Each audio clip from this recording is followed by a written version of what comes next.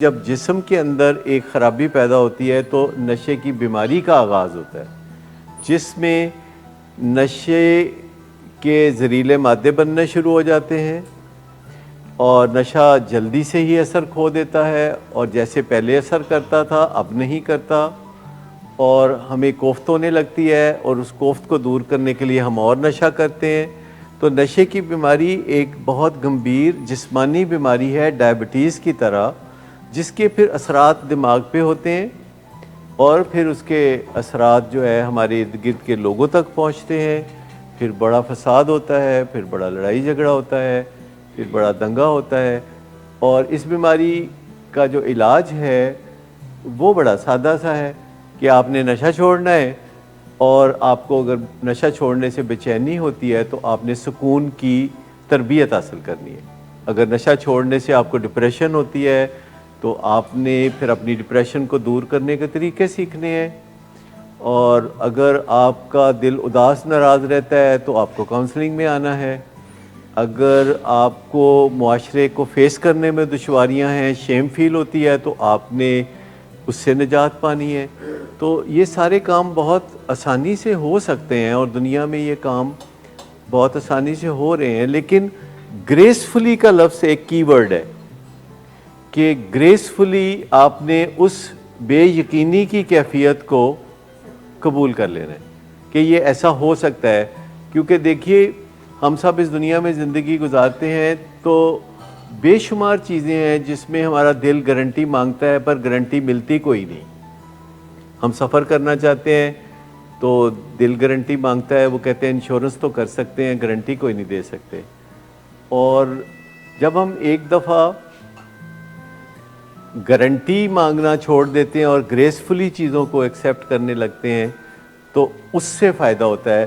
اگر ہمارے دل میں کوئی خدشہ ہو اور ہم اسی کے اوپر ڈویل کرتے رہیں، یعنی اسی کے بارے میں سوچتے رہیں، تو سائنسدان کہتے ہیں کہ زیادہ امکان ہے کہ آپ کا جو خدشہ ہے وہ صحیح ہو جائے گا۔ وہ کہتے ہیں کہ اگر آپ سوچتے ہیں کہ something can go wrong it will, Murphy's law. وہ اس وجہ سے کہ آپ کے ماسٹر مائنڈ میں اور برین میں ایک سٹرگل ہے جو آپ کو جیتنے کی ضرورت ہے۔ یعنی آپ کا جو ماسٹر مائنڈ ہے وہ ماسٹر مائنڈ اس لیے کہلاتا ہے کہ وہ مالک ہے، ماسٹر ہے، اور جو برین ہے وہ ایک آپ کا آرگن ہے، جیسے دل ایک آرگن ہے، جیسے بازو آپ کے، جیسے مسلز آپ کے، جیسے آپ کے پھیپھڑے یا آپ کا معدہ۔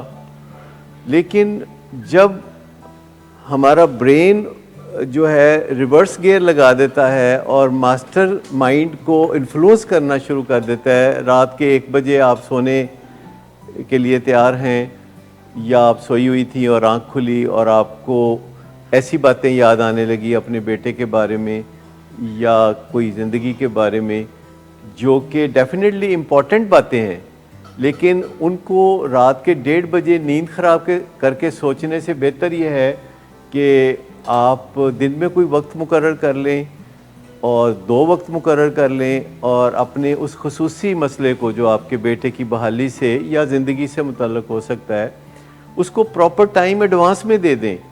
اگر آپ نے کسی کا ادھار دینا ہو اور آپ قسط وار ادائیگی کر رہے ہوں تو آپ ہر قسط باقاعدگی سے دے رہے ہوں، تو اس بات کا امکان ہے کہ وہ آپ کے گھر کی دستک بجے گی کبھی۔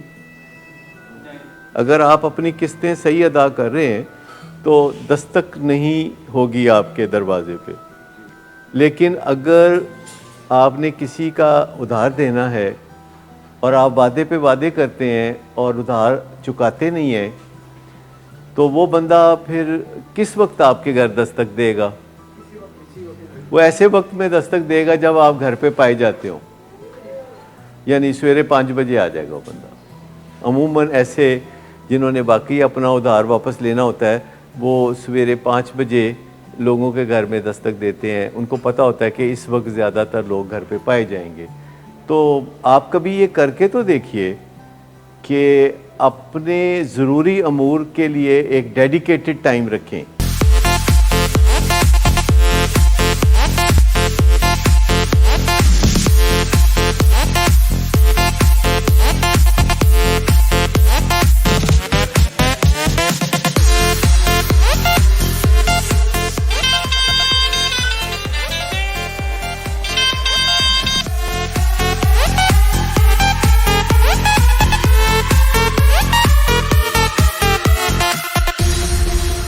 شراب نوشی کی وجہ کردار کی خرابی نہیں، موڈ کی خرابی ہے۔